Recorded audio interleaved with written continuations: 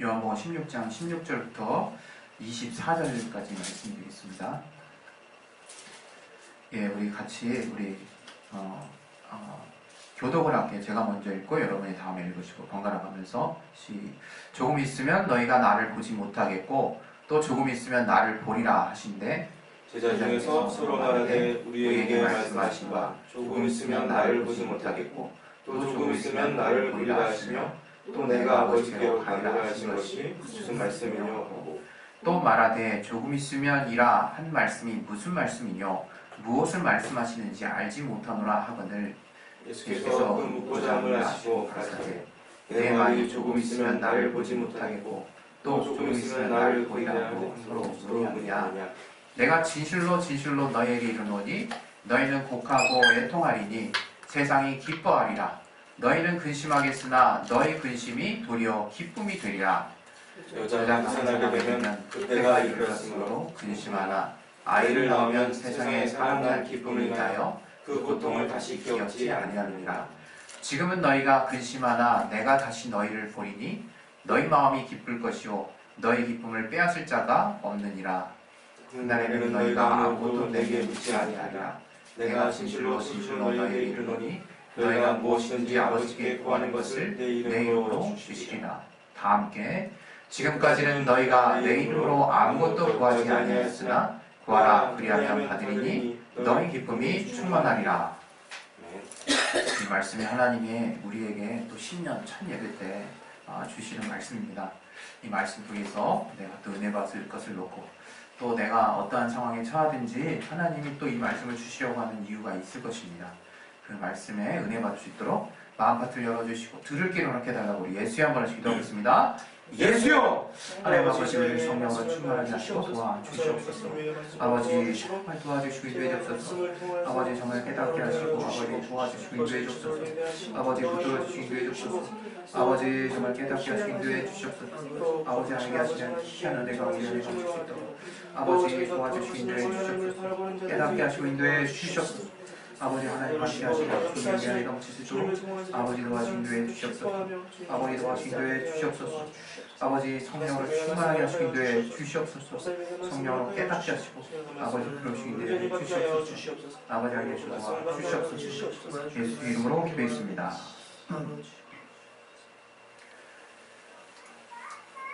하나님은 우리의 기쁨이 되십니다.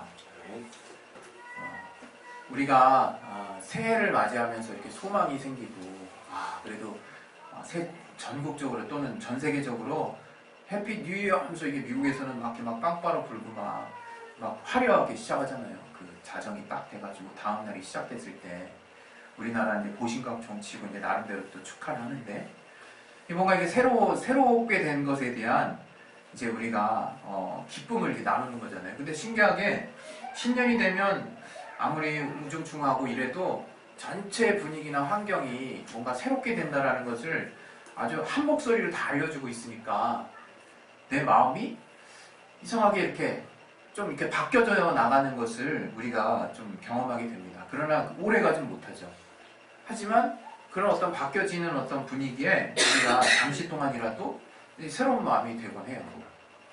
이것이 이제 무엇을 말하느냐?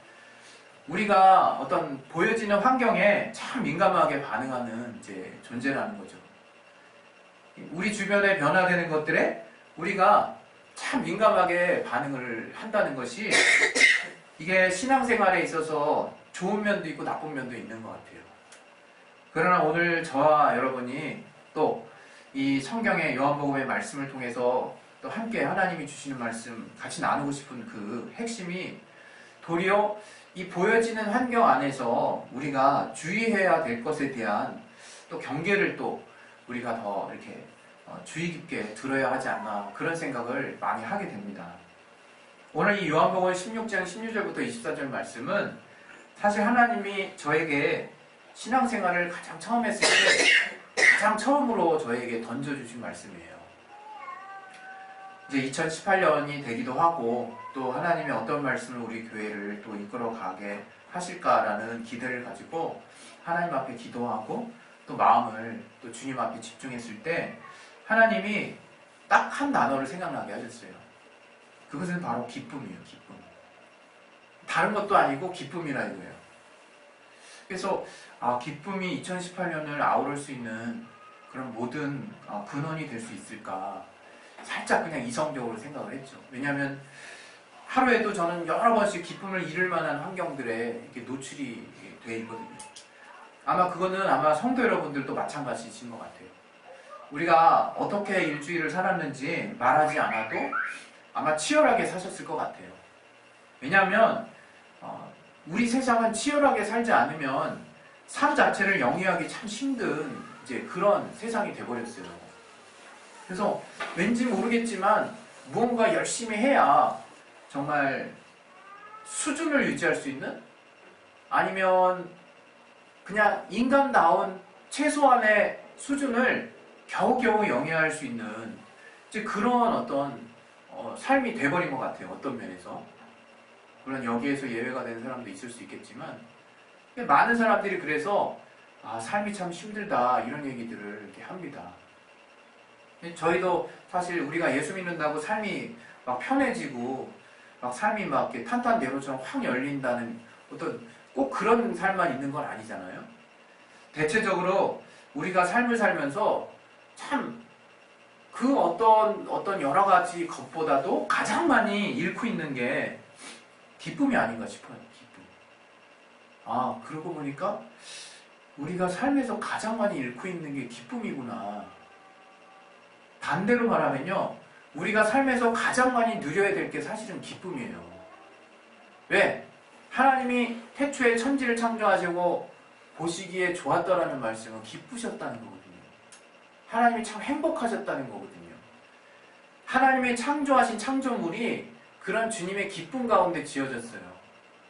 그래서 우리도 정말 주님이 본래 지으신 목적대로만 우리가 잘 살 수 있다면 우리 안에 늘 기쁨이 거해야 되는 게 사실은 지극히 정상적이라는 삶이 정상적이라는 거라는 거죠.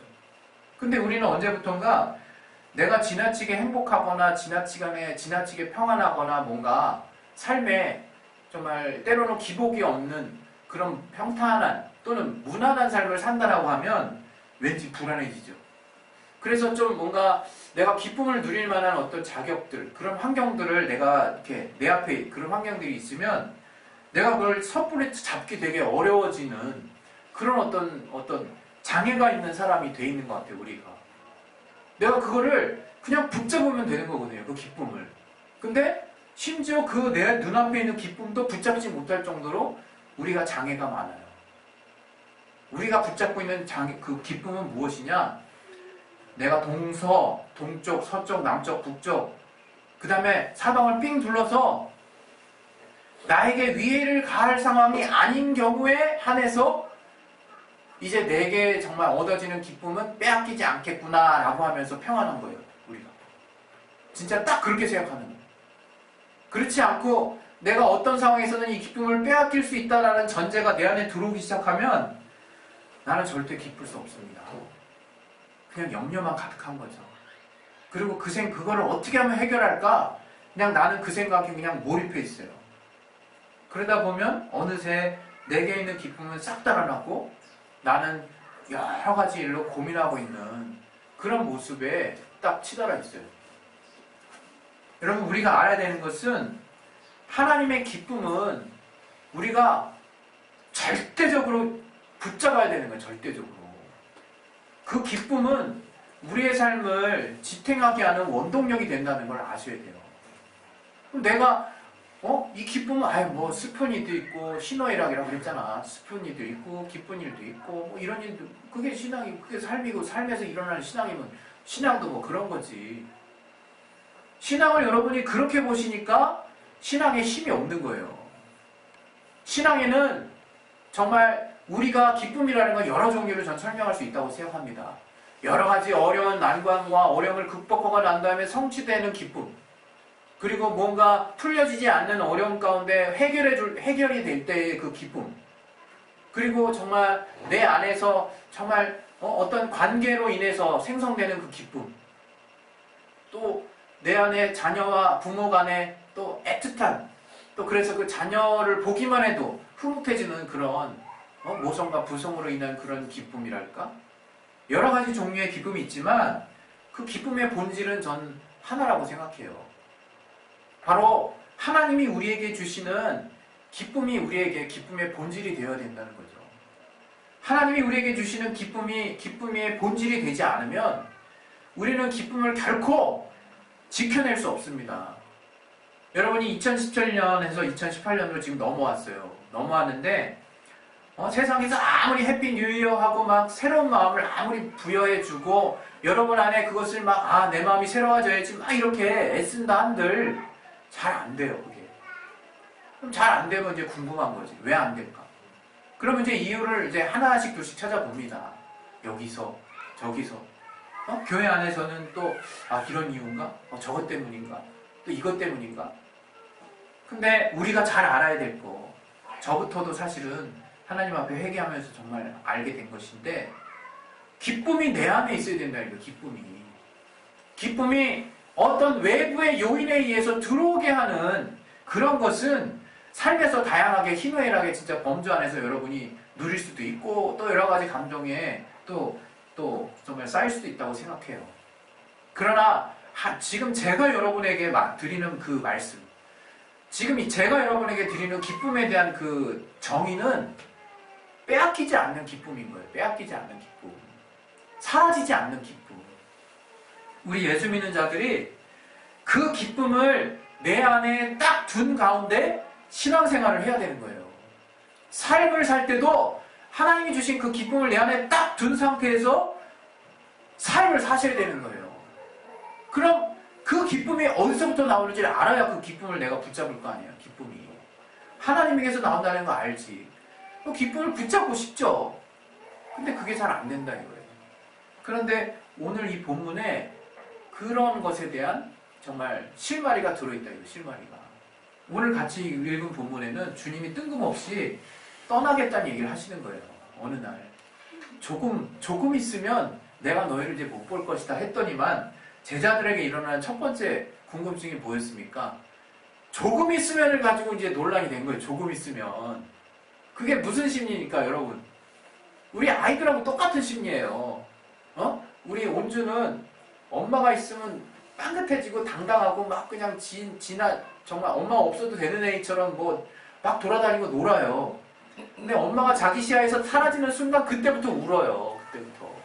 엄마를 찾기 시작하고, 엄마가 어딨나 마치 정서적으로 굉장히 불안한 아이처럼 막 돌아다녀요. 엄마를 찾아서. 예? 그리고 눈앞에서 사라지는 광경을 봤을 때는 또 그냥 막 우는 거죠. 그게 뭡니까? 자기를 평안하게 하고 자기를 행복하게 하는 존재가 사라졌다 이거 눈앞에서. 지금 제자들이 느끼는 지금 그 불안함이 딱 그거라 이거예요. 제자들은 조금 있으면이라고 주님이 얘기하니까 그 조금 있으면이 과연 얼마만큼의 기간을 말하는가에 아주 초점이 아주 더듬이가 바짝 올라간 거예요. 왜 올라갔겠습니까? 눈앞에 주님이 사라진다는 거거든. 지금 눈앞에서 주님이 안 보이게 되신다는 거예요. 그게 자기들한테는 너무 큰 지금 상실감으로 다가오는 거예요, 지금. 그러니 쭉 보세요. 조금 있으면이 도대체 무슨 말인지 계속 묻고 있잖아요. 조금 있으면이라는 말씀이 무슨 말씀이냐를 막 묻고 있잖아요. 그러니 주님이 그걸 설명을 해주시지 않겠습니까? 조금 있으면 보리라 하고 서로 문의하느냐라고 결국에는 너희들이 이걸 가지고 그렇게 지금 이게 핵심이 아닌데 지금 다른 걸 지금 주님 말씀하시려고 하는데 조금 있으면 딱 막혀버린 거야. 제자들이 생각이. 왜? 뭐 때문에? 주님이 나의 눈앞에서 사라진다라는 그 두려움과 염려와 공포 때문에, 그 근심 때문에. 그때 주님이 아예 대놓고 그냥 확 열어주십니다. 20절에. 그럼 내가 진실로 너희에게 말할게. 너희가 이것 때문에 근심하는 정도로 지금 어려우니? 그럼 내가 한번 사라질 테니까 그렇게 되면 어떻게 되는지 실상을 내가 미리 땡겨서 말해주마. 너희는 곡할 것이다. 너희 나를 믿지 않은 다른 사람들은 기뻐할 것이다. 응? 너희들 정말 이렇게 살고 싶냐? 이게 실상이다. 내가 없으면 너희들은 평생을 근심하고 눈물 지으면서 살 존재들이구나. 한번 그렇게 계속 한번 고민해봐라. 그러면서 진실로 20절에 말씀하셨다. 너에게 이르노니 너희는 곡할 것이고 애통할 것이다. 얼마나 얼마나 우울해집니까? 그런데 곧이어서 하겠으나 너희 근심이 도리어 기쁨이 되리라 이렇게 말씀하시는 거예요. 그러면서 무슨 비유를 해주시느냐? 해산하는 여인에 대한 비유를 해주세요. 여인이 해산하게 되면 어떻습니까? 해산하게 되면 바로 해산할 때가 차면 그게 얼마나 이 남자들은 정말 몰라요. 정말 죽었다 깨라도 알 수 없어요. 그 뼈가 이탈됐다가 다시 붙는 고통을 우리가 어떻게 알겠습니까? 생살이 찢어지는 고통을 우리가 어떻게 알겠어요? 사고 나기 전에는. 사고 나더라도 뼈와 살이 찢어지고 정말 분리되는 고통을 우리가 어떻게 알겠어요? 그러나 그 고통이 임한다는 걸 알거든요. 여자는.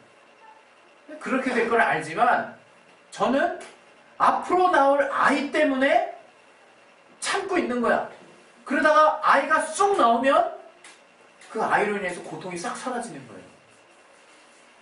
제가 그러한 상황을 5번 경험하지 않았겠습니까? 간접적으로. 정말 우리에게 하나님이 많은 자녀를 주신 그 이유에 이게 핵심이 되는 이유는 아닐 수도 있겠지만 우리 사모도 그렇지만 저도 아이를 보면 이렇게 행복해져요. 그래서 아이가 아마 저는 진짜 잘 모르거든요. 그 고통을. 아내가 아이들을 수발을 엄청 많이 하거든요. 그래서 사실은 성격도 살짝 변하지 않았을까 싶어요. 소리를 질러야 돼. 안 그러면 통제가 안 되니까. 안 그러면 막 집안이 진짜 막 쓰레기통이에요. 쓰레기통.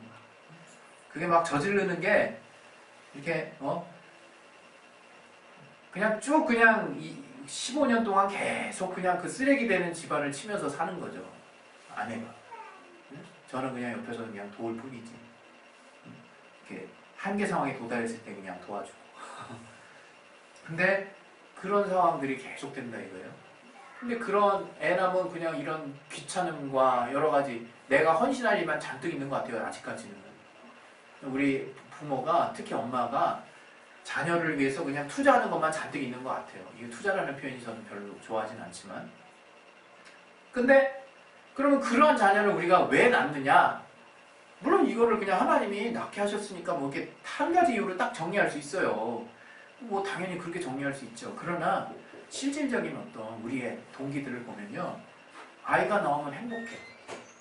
아이가 이렇게 딱 나와 있으면 또 아이가 이렇게 정말 천진난만하게 비록 싸운다 할지라도 이렇게 막 정말 움직이고 있는 걸 보면요. 그냥 고민이 싹 사라지는 것 같아요. 그냥 걔를 보고만 있어도 그냥 마음에 평안이 찾아오는 것 같아요. 이렇게 지금 다시 이 아이가 나오는 것들을 하나님이 주님이 정말 십자가에 달리시는 그 현장까지 그래서 죽으시는 그런 모습을 이 정말 태 속에서 정말 잉태하는 그 고통에 비유를 하셨다 이거예요. 정말 주님이 딱 죽었을 때 얼마나 큰 절망이겠습니까? 눈앞에 사라졌을 때. 그것을 얼마나 큰 염려가 들겠냐 이거. 얼마나 큰 고통, 두려움 그 자체죠. 내가 믿는 실체가 되신 주님이 절망으로 전락하는 거예요. 소망과 생명이 한순간에 절망이 돼버리는 거예요. 그분이 죽으셨다고 하셨을 때 말씀이 떠오르지 않는 거죠. 다시 산다는 말씀은 자기 눈으로 봐야 보는 거야. 그냥 그 전까지는 절망인 게 절망. 자기가 믿고 따르던 메시아라고 믿고 따르던 분이 정말 죽었어. 메시아가 어떻게 그 다음에 우리 인류의 죄를 대신할 것에 대한 예언의 말씀은 생각도 안 나는 거예요. 아무것도 생각 안 나는 거죠. 눈앞에 그냥 깜깜한 거죠. 절망이라 이거 절망. 근데 지금 저와 여러분의 삶이 딱 그런 그 시점에 멈춰있는 사람들이 많다 이거예요. 우리가 주님을 믿는답시고 주님을 따랐는데 마치 주님이 돌아가신 것처럼 더 이상 주님이 우리 눈앞에 보이지 않는 존재. 지금 우리는 하나님 보좌 우편에 예수께서 앉아 계세요. 하늘에 계시다 이거예요. 우리를 위해서 계속 간구해 주고 계세요. 처소를 예비하고 계시죠. 그런데 실제 우리의 이 땅에서 삶은 그런 주님을 향한 소망으로 말미암는 기쁨과 평안이 많이 없는 날들이 있다 이거예요. 그게 뭐냐? 우리 앞에 있는 현실이 정말 주님을 보지 못하게 만든다 이거예요. 주님은 이제 이 시대, 요때 오늘 같이 나왔던 본문처럼 진짜로 눈앞에서 돌아가신 상황도 아니에요. 이제 우리가 지금 겪고 있는 현실이 이제 우리 눈앞에만 안 보일 뿐이에요. 그러나 하나님 보좌 우편에 계시고 또 그 예수께서 그 이름을 가지고 성령께서 우리 안에 좀 들어와 계신 상태라 이거예요. 임마누엘 하고 있는 상태라는 거죠. 근데 우리는 그 주님을 보지 못하는 것을 정말 굉장히 큰 제약으로 받아들이고 있어요. 제약, 장애, 신앙의 큰 쩔뚝발이 같은 신앙을 우리가 정말 가지고 있다 이거예요. 저는 여러분이 기쁨이 없다라고 하는 것을 이걸 정말 심각하게 생각해야 돼요. 내가 왜 기쁨이 없을까? 기쁨이 없는 이유를 잘 생각해 보세요. 여러분, 우리 아주 단순한 예를, 아주 그냥 세속적인 얘기로 단순한 예를 한번 들어볼게요. 나를 평생 먹고 살게 해주는 물주가 나한테 그랬어. 야, 형태가, 너 내가 평생 먹고 살게 해줄게. 나 얼마 있는지 알지? 자식, 이리 와. 이러면 저는 그냥 세속적으로 와, 인생 이제 다 살았다. 내가 뭘 구해도 이제 이분이 다 해결해 주시겠구나. 그러면 평안해지시겠어요? 안 평안해지시겠어요? 어려운 문제가 생기겠어요? 기쁠 거라 이거. 항상 마음이 평안하겠지. 기쁘겠지. 그러나 우린 그것이 궁극적인 평안을 가져다 주지 않는다는 결과도 알아요. 그래서 이 예가 우리한테 적절하지 못해.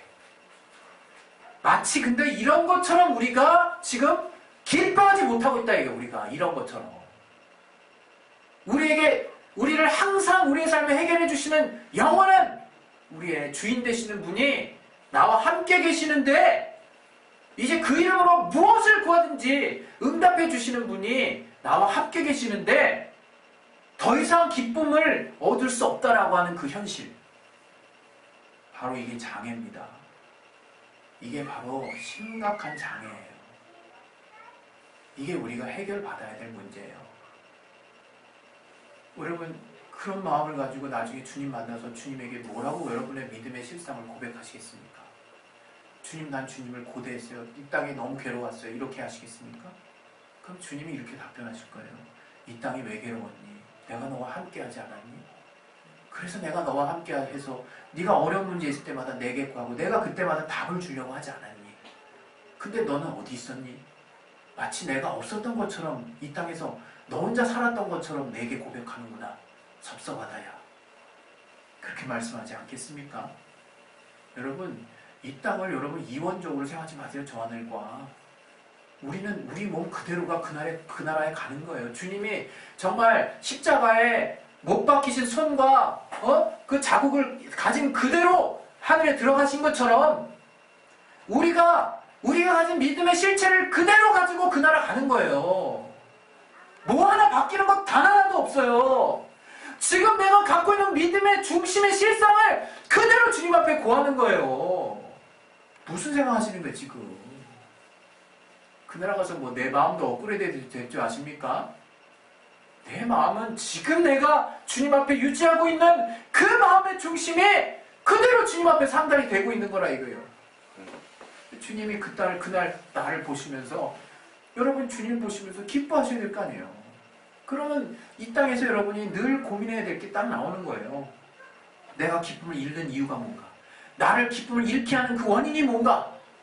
그것을 빨리빨리 제해야 될 거 아니에요. 제자들이 염려하는 거라 이게 그 분류가. 그 분류의 상위 분류가 우리가 고민하는 게 주님 보실 때는 제자들이 조금 있으면 염려하는 것과 똑같은 종류라 이거 지금. 그걸 내려놓으셔야 돼요. 그거를. 그 너머에 있는 그 죽음 너머에 있는 주님의 부활을 보셔야 되는 거예요. 우리가. 네? 그 주님이 우리와 늘 함께 하신다라고 하는 것을 여러분이 증폭시킬 수 있는 방법이 있어요. 제가 마지막으로 여러분에게 드리고 싶은 말씀인데 그것은 무시로 구하시는 거예요.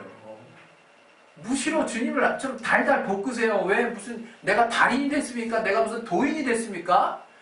뭐 주님이 다 알아서 해결해 주시겠지라고. 물론 주님이 여러분이 아무것도 안 하고 있으면요 여러분을 하나님이 살려는 주세요. 주시지만 내가 그렇다고 해서 주님이 어떠한 분인지를 내가 실감나게 누리지 못해요. 왜? 나는 주님과의 관계를 내가 그렇게 적극적으로 가져보지 않았기 때문에. 주님과의 관계를 적극적으로 갖는다는 거는 내가 주님을 달달 볶는 거예요.